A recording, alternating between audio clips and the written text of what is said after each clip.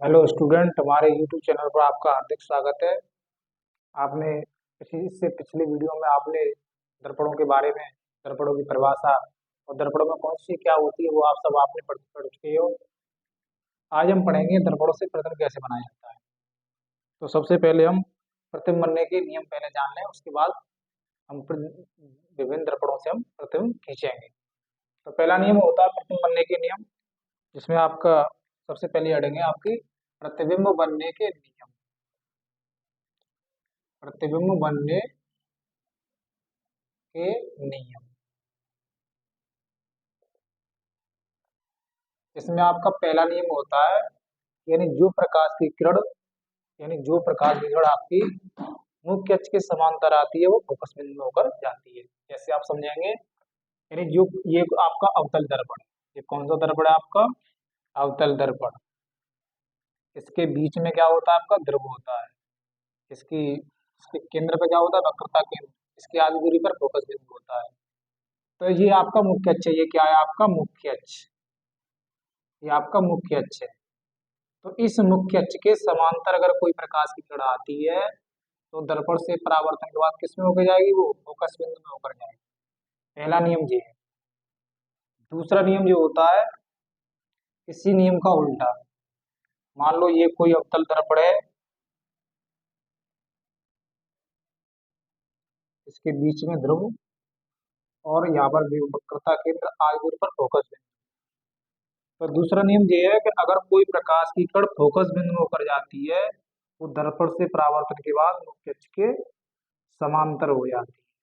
तो दूसरा नियम ये लगाना है। अच्छा, तीसरा नियम जो होता है कि वक्रता केंद्र, तीसरा नियम ये, मान लो आपका अवतल दर्पण है,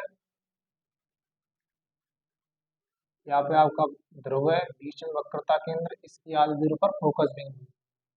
तीसरा नियम ये होता है, अगर कोई प्रकाश की किरण वक्रता केंद्र में होकर जाती है, ये आपकी सी में होकर जाती है, वक्रता केंद्र किससे कहते हैं सी, यानी सी में होकर जाती है तो वो दर्पण से परावर्तन के बाद उसी माध्यम पर वापस लौट आती है। ये है तीसरा नियम। और जब हम प्रतिबिंब बनाएंगे तो वस्तु को हमेशा बाईं ओर लेते हैं। तो ये केवल तीन नियमों पर आपके प्रतिबिंब बनेंगे, अवतल दर्पण के और उत्तल दर्पण के। तो सबसे पहले हम अवतल दर्पण से प्रतिबिंब खींचेंगे, अवतल दर्पण की प्रतिबिंब बनाएंगे। तो इसमें 6 स्थिति होती है। इसमें अवतल दर्पण में क्या स्थिति होती है, 6 स्थिति। सबसे पहले अवतल दर्पण से प्रतिबिंब आप खींचेंगे। तो आपने ये नियम जान लिए। पहला नियम ये है कि मुख्य अक्ष के समांतर जो प्रकाश की किरण आएगी वो दर्पण से परावर्तन पर फोकस बिंदु होकर जाएगी। दूसरा नियम ये है, जो प्रकाश की किरण फोकस बिंदु होकर जाएगी वो दर्पण से परावर्तन के बाद मुख्य अक्ष की क्या हो जाएगी, ये समांतर। इसी किरण का ठीक इसका विपरीत है। तीसरा नियम ये होता है कि जो प्रकाश की किरण वक्रता यानी सी में होकर जाएगी वो दर्पण से परावर्तन के बाद उसी मार्ग को वापस लौटाएगी। तो ये 3 नियम लगाने हैं केवल, बस इन 3 नियमों से आपके प्रतिबिंब बन जाएंगे। तो प्रतिबिंब बनाने के लिए हमें केवल 2 किरणों की जरूरत पड़ेगी, 2 नियमों की जरूरत पड़ेगी केवल। अब कौन सा नियम लगेगा वो तो उस पर वस्तु पर डिपेंड करेगा। तो सबसे पहले हम अवतल दर्पण की प्रतिबिंब खींचते हैं।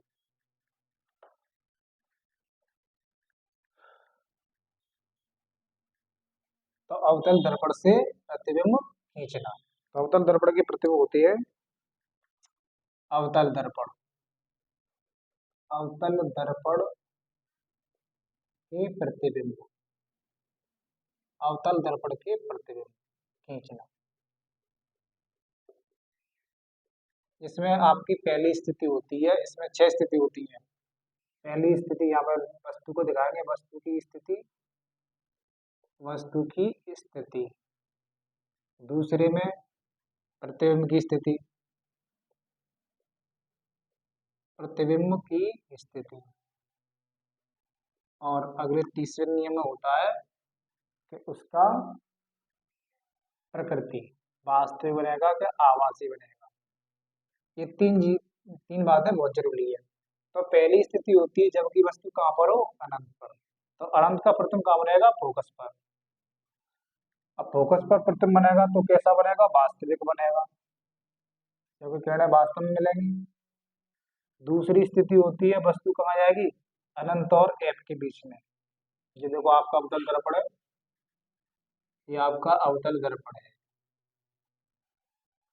ये आपका ध्रुव होता है, यहाँ पे बीच में वक्रता केंद्र होता है, यहाँ पे आपकी एफ होता है। तो पहली स्थिति अनंत होती है, उसके बाद अनंत और सी के बीच में होती है, फिर सी पे होती है, फिर इसके बीच में सी और एफ के बीच में, इसके बाद ये, यानी नंबर एक की कौन सी है, अनंत वाली, फिर दो वाली ये है, तीन वाली ये है, चार वाली ये है, पांच वाली ये है, छह वाली इसके बीच में आ जाएगी। तो ये है प्रतिबिंब की स्थिति। तो सबसे पहले वस्तु कहाँ पर होगी, अनंत पर होगी, उसके बाद अनंत और वक्रता केंद्र के बीच में होगी, उसके बाद कहाँ पर होगी, वक्रता केंद्र यानी सी पर होगी। चौथी स्थिति में इन दोनों के बीच में यानी सी और एफ के बीच में होगी। पांचवी स्थिति में एफ पर होगी, और छठवीं स्थिति में पी और एफ के बीच में होगी स्थिति वस्तु की। तो इस प्रकार से इस दर्पण में छह स्थिति होती है। तो नंबर नंबर से हम पढ़ते हैं। हाँ, तो अभी हमने जाना अनंत पर जब वस्तु होगी तो प्रथम कहाँ पर बनेगा, फोकस पर बनेगा। अब दूसरी स्थिति किस पे होती है, अनंत और सी के बीच। दूसरी स्थिति क्या होती है, अनंत और सी के बीच है। अब आपको मालूम है अनंत का प्रथम कहाँ पर बनता है, एफ पर, सी का प्रथम सी पर ही बनता है। तो प्रथम कहाँ बनेगा, सी और एफ के बीच में, यानी बीच का प्रथम बीच में ही बनेगा। कहाँ बीच में बनेगा वो हम जान सकते हैं, इससे ही जान सकते हैं। अनंत का प्रथम फोकस पर बनता है, तो अनंत का प्रथम कहाँ पर बनेगा, ये अनंत का है, अनंत का प्रथम फोकस पर बनता है, सी का सी पर बनता है, तो इसके बीच में ही बनेगा, यानी जो बीच का प्रथम होगा वो बीच पर ही, बीच में ही बनेगा। अच्छा, ये भी वास्तविक होगा, कैसा होगा, वास्तविक होगा आपका ये प्रथम। तीसरी स्थिति है आपकी, कहाँ पर वस्तु होगी, देखो सी पर। तीसरी स्थिति कौन सी है, वस्तु सी पर होगी, और सी का प्रथम सी पर ही बनता है, वास्तविक बनेगा। तो इसमें देखो केवल एक स्थिति में आभासी बनता है प्रथम, छठवीं स्थिति में, इस वाली स्थिति में केवल आभासी बनता है, बाद बाकी सभी स्थिति में वास्तविक प्रथम बनता है। तो उसके बाद 4 नंबर की स्थिति कहाँ पर है, 4 नंबर की स्थिति देखो सी और एफ के बीच में, कहाँ पर होगी, वस्तु सी और एफ के बीच में, सी का प्रथम सी पर बनता है, एफ का कब बनता है, अनंत पर। इसके ठीक विपरीत उल्टा है, एफ का प्रथम अनंत पर बनता है, अनंत का प्रथम फोकस पर बनता है। तो सी और एफ के बीच में जब वस्तु होगी तो सी और अनंत के बीच में बनेगा, यानी यहाँ पर बनेगा। तो जैसे जैसे वस्तु पास आती है वैसे वैसे प्रथम आधा स्टेप पीछे कर सकता है। हाँ, वास्तविक होगा, प्रकृति कैसी होगी, वास्तविक होगी। पांचवी स्थिति है, वस्तु कहाँ पर होगी, देखो पांचवी स्थिति में वस्तु कहाँ पर है, फोकस पर, यानी एफ पर होगी, एफ का प्रथम कहाँ बनेगा, अनंत पर। छठवीं स्थिति में वस्तु कहाँ आ जाएगी, एफ और पी के बीच में, यानी एफ और पी के बीच में, तब बस तब उसका प्रथम कहाँ बन जाएगा, मालूम है, बस इन दर्पण के पीछे बन जाएगा, कहाँ बनेगा, दर्पण के पीछे बनेगा, और ये आभासी बनेगा। तो जी इस प्रकार से हम प्रथम को बना सकते हैं आसान तरीके से। तो आपने ये समझ लिया होगा अनंत का प्रथम कहाँ पर बनेगा, फोकस पर, और अनंत और सी के बीच में वस्तु होगी तो एफ और सी के बीच में बनेगा, सी का प्रथम सी पर बनेगा, सी और एफ के बीच में होगी तो वस्तु यहाँ पर बनेगा, एफ पर हो तो वस्तु प्रथम एफ अनंत पर बनेगा। जब फोकस और ध्रुव के बीच में वस्तु होगी तो दर्पण के पीछे प्रतिबिंब बनेगा। और इन पांचों स्थितियों में प्रथम का ऐसा बनेगा आपका वास्तविक, इसमें केवल आभासी बनेगा छठवीं स्थिति में, क्योंकि जो प्रतिबिंब है वो दर्पण से पीछे चला जाता है, और बाद बाकी सभी स्थितियों में प्रथम यानी वस्तु की ओर ही बनता है। तो अब एक एक करके हम इसको गड़ारे खींचते हैं दर्पणों से। तो पहली स्थिति का हम प्रथम पहले खींचे, पहली स्थिति कौन सी है, वस्तु कहाँ पर होगी, अनंत पर। तो ये आप, तो पहली स्थिति है आपकी, वस्तु कहाँ पर होगी, अनंत पर। पहली स्थिति वस्तु कहाँ पर होगी आपकी, अनंत पर। तो सबसे पहली स्थिति में वस्तु होगी आपकी, वस्तु अनंत पर, अनंत पर रखी। तो अनंत का प्रथम कहाँ पर बनेगा आपका, अनंत का प्रथम बनेगा आपका, ये आपका अवतल दर्पण है, अवतल दर्पण की बात की जा रही तो अवतल दर्पण की तो तुम खींचेंगे, इसके बीच में आपका ध्रुव होता है, इसके बीच में सी होता है, इसके बीच में एफ होता है दूरी पर। तो वस्तु कहाँ पर रखी है, अनंत पर।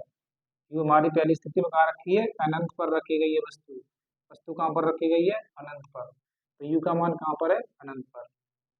तो वस्तु अनंत से आने वाली किरणें आती हैं वो मुख्य अक्ष के समांतर ही आती हैं, एक किरण को हम ऊपर से दिखाते हैं, एक किरण को नीचे से दिखाते हैं, और ये दोनों किरणें दर्पण से परावर्तन के बाद फोकस बिंदु पर बनेंगी, तो इसका प्रथम फोकस पर ही बन जाएगा।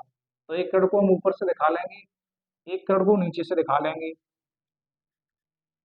अब ये दर्पण लगाए, दर्पण से परावर्तन के बाद ये फोकस में होके जाएंगे। देखो आपने पहले नियम में ही पढ़ा है कि जो प्रकाश की किरण मुख्य अक्ष के समांतर आती है वो फोकस बिंदु में होकर जाती है। तो इसका ये दोनों किरणें कहाँ मिलेंगी?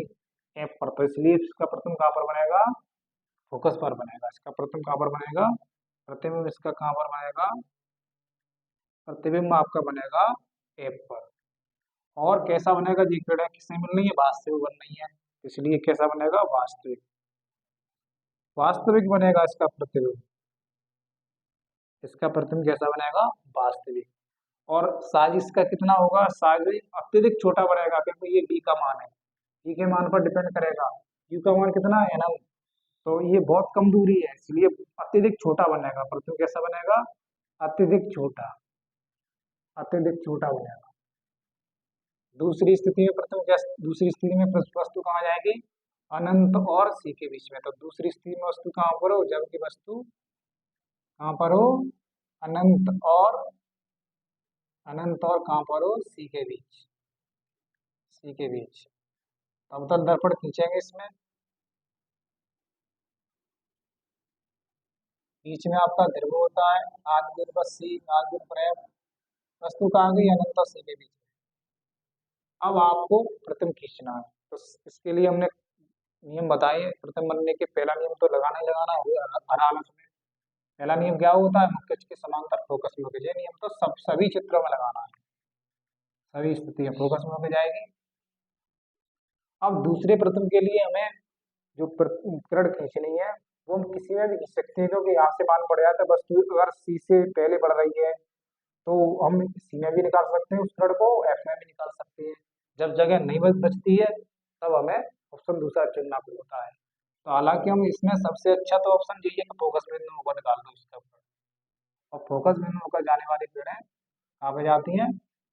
मुख्य अक्ष के समांतर हो जाती है। तो इसका प्रथम कहाँ बनेगा? बीच में बनेगा, सी और एफ के बीच में। तो आपका प्रथम कहाँ बनेगा? सी और एफ के बीच में। जो प्रतिबिंब होगा, प्रतिबिंब कहाँ बनेगा? सी और एफ के बीच में बनेगा। वह कैसा होगा? वास्तविक होगा। कैसा होगा? वास्तविक, क्योंकि ये किरणें वास्तव में मिल रही है। और वस्तु से छोटा बनेगा। ये यू का मान है आपका, यू का मान अभी ज्यादा है बी के मान से। ये प्रतिबिंब तक की दूरी है, तो अभी भी देखो बी का मान क्या है? कम है, तो वस्तु से छोटा ही बनेगा। प्रतिबिंब कैसा बनेगा? वस्तु से छोटा। वस्तु से छोटा बनेगा। ठीक। तो दो स्थिति हमने आपको पढ़ाई। इसके बाद तीसरी स्थिति कौन सी है? तीसरी स्थिति में जबकि वस्तु कहाँ पर होगी? सी पर हो जाएगी। सी का प्रतिबिंब सी पर ही बनता है। तो तीसरी स्थिति में कहाँ पर होगी वस्तु? सी पर। तो तीसरी स्थिति में वस्तु कहाँ पर रखनी है? जबकि वस्तु कहाँ पर हो? जबकि वस्तु सी पर हो। कहाँ पर हो? वस्तु सी पर। तो सबसे पहले हम अवतल दर्पण बनाएंगे। ये आपका अवतल दर्पण है। अब इसके मुख्य अक्ष के ये खींच लेंगे आपका मुख्य अक्ष। बीच में ध्रुव होता है, इसके बीच में सी होता है, इसके बीच में एफ होता है। वस्तु कहाँ आ गई? सी पर आ गई। कहाँ पर आ गई? सी पर, जैसा कि लिखा है इसमें। जबकि वस्तु कहाँ पर हो? सी पर। तो सी पर वस्तु रख दी हमने, तो सी का प्रतिबिंब सी पर ही बनेगा। पहली किरण मुख्य अक्ष के समांतर फोकस में होकर निकालेंगे। ये नियम नहीं बता दिया। दूसरी बार फोकस बिंदु में होकर निकाल दो, और फोकस बिंदु में होकर जाने वाली किरण मुख्य अक्ष के समांतर हो जाते हैं। तो इसका प्रतिबिंब कहाँ पर बन जाएगा? सी पर। देखो इसकी सीधे में बनना है इसका प्रतिबिंब, तो इसका प्रतिबिंब कहाँ पर बनेगा? सी पर बनेगा। अच्छा, इसका प्रतिबिंब कहाँ पर बनेगा? प्रतिबिंब प्रतिबिंब आपका बनेगा, प्रतिबिंब कहाँ बनेगा? सी पर। अच्छा, ये कैसा बनेगा? वास्तविक बनेगा। इसकी प्रकृति कैसी होगी? इसकी प्रकृति होगी वास्तविक। और वास्तविक प्रतिबिंब कैसे होते हैं? उल्टे होते हैं। उल्टा बनेगा। उसके बाद आकार इसका कैसा होगा रहेगा? आकार इसका देखो, ये यू का मान है, ये और ये नीचे आपका बी का मान है। ये दोनों मान क्या है? बराबर। तो वस्तु के बराबर का बनेगा। वस्तु के बराबर का बनेगा। ये जो प्रतिबिंब बनेगा वो वस्तु के बराबर का बनेगा, क्योंकि दूरियां बराबर है यू और बी की। तो प्रतिबिंब यू और बी पे, यू पे डिपेंड करता है, यू और बी की दूरी पर। तीसरी स्थिति है आपकी, तीसरी स्थिति आपकी कौन सी है? तीसरी स्थिति आपकी तीसरी स्थिति हो गई। अब चौथी स्थिति में कहाँ पर आएगी, सी और एफ के बीच में वस्तु कहाँ आएगी आपकी, सी और जी। मान लो आपका अवतल दर्पण है, तो वस्तु आपकी कहाँ आएगी, ये आपका ध्रुव है, ये आपका वक्रता केंद्र जे है, तो यहाँ पे आएगी वस्तु बीच में, जैसा कहा जाए कि चौथी स्थिति में। फोन नंबर की में जबकि वस्तु कहाँ पर होगी, जबकि वस्तु सी और एफ, सी तथा और सी एफ के बीच, ठीक है, सी और एफ के बीच में हो, तुमने रख भी ली। तो उसके बाद इसका प्रतिबिंब बनाना है, पहली कण मुख्य अक्ष के समांतर फोकस बिंदु होकर निकालनी है, दूसरी कण फोकस बिंदु होकर निकाल सकते हैं। तो ये प्रतिबिंब कहाँ बनेगा, थोड़ा सा सही कर लेंगे इसको। तो पहली कण, ये दूसरी कण मुख्य अक्ष के समांतर कहाँ पर हो जाएगी, फोकस। तो इसका प्रतिबिंब थोड़ा सा सीधे लेंगे, तो इसका कहाँ बन जाएगा, इसका प्रतिबिंब लगभग सी पे नहीं बनेगा, लेकिन कहाँ पर बनेगा, सी और अनंत के बीच में बनेगा। तो इस तरीके से इसको बना सकते हैं। तो इसका प्रतिबिंब कहाँ बनेगा, प्रतिबिंब प्रतिबिंब कहाँ बनेगा, अनंत और सी के बीच, इनके बीच में बनेगा। और नंबर अगला है, प्रकृति कैसी होगी इसकी, ये प्रकृति में भी कैसा होगा, वास्तविक होगा, वास्तविक उल्टा, वास्तविक उल्टा, क्योंकि किरणें वास्तव में मिल रही हैं। अच्छा, इसका आकार क्या होगा, ये आकार में कैसा होगा, वस्तु से बड़ा, क्योंकि यू का मान कम हो गया, वस्तु की दूरी कम हो गई, पृथ्वी की दूरी ज्यादा हो गई, तो वस्तु से बड़ा बनेगा, वस्तु से बड़ा बनेगा। पांचवी स्थिति में, पांचवी स्थिति में आपको, पांचवी स्थिति पर वस्तु कहाँ आएगी, एफ पर, फोकस पर पहुंच जाएगी वस्तु। पांचवी स्थिति में कहाँ पहुंच जाएगी वस्तु, फोकस पर पहुंच जाएगी। तो पांचवी स्थिति के लिए पांचवी नंबर की स्थिति कौन सी है, जबकि वस्तु कहाँ पर हो, जबकि वस्तु एफ पर हो, एफ पर हो। तो आपको अवतल दर्पण खींचना है, और उसके बाद ये लाइन सी और एफ, एफ और ये सी, कहाँ पे आएगी वस्तु, एफ पर आएगी। एफ का प्रथम कहाँ बनता है, अनंत पर, पहले कण मुख्य अक्ष के समांतर, फोकस में ही उनको निकालेंगे। दूसरी कण अब फोकस में होकर नहीं निकाल सकते हैं, क्योंकि ये दूरी, अब कण कण पड़ेगी, फोकस बिंदु पड़ेगा ही नहीं। तो अब दूसरी कण हम वक्रता केंद्र में होकर निकालें, तो इस तरीके से जाएगी ये कण और वापस लौट आएगी। तो ये प्रतिबिंब आगे नहीं मिलेगा, आगे नहीं बनेगा, लेकिन पीछे बढ़ाने पर ये मिलता हुआ प्रतीत होगा, यानी इस किरणें फैलेंगी आगे पीछे बढ़ाने पर, आगे नहीं मिलेंगी ये किरणें।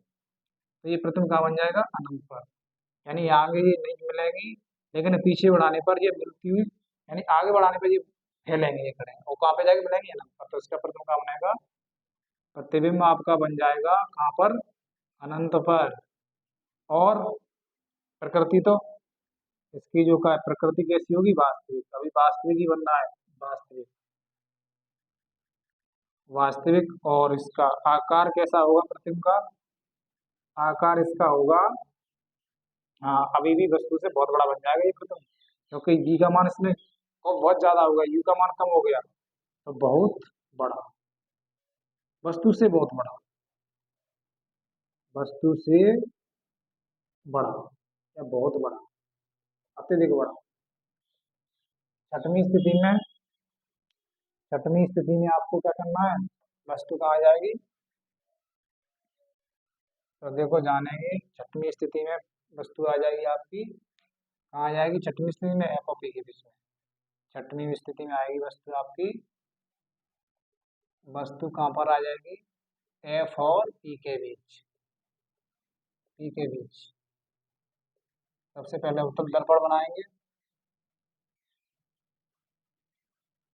बीच में आपका ध्रुव होगा, बीच में सी, इसके बाद एफ, तो यहाँ पर बीच में आएगी वस्तु, पहले क्रम मुख्य अक्ष के समांतर कहाँ हो जाएगी, फोकस में। अब दूसरी तरफ इसमें निकालेंगे वक्रता केंद्र में। अब ये देखो वस्तु से टच करती हुई पीछे मिलती हुई प्रतीत होगी, डॉटर से बनाएंगे, ये बन जाएगा इसका प्रथम, और डॉटर से बनना है प्रतिबिंब, तो कहाँ बनना है, पीछे, आगे नहीं मिलेंगे, ये आगे फैलेंगे किरणें, लेकिन पीछे बढ़ाने पर ये मिलती हुई प्रतीत होगी, इसका प्रथम कहाँ पर बन जाएगा, दर्पण से पीछे। प्रतिबिंब कहाँ बनेगा इसका, दर्पण के पीछे, दर्पण के पीछे बन जाएगा इसका। और इसकी प्रकृति कैसी होगी, आवाज, इसकी प्रकृति हो जाएगी आवासीय। आवासीय प्रतिबिंब कैसे होते हैं, सीधे, तो सीधा बनेगा। आकार इसका क्या होगा, आकार भी इसका बड़ा होगा, वस्तु से बड़ा, वस्तु से बड़ा, क्योंकि ये दूरी ज्यादा है, इस दूरी से ये दूरी ज्यादा है।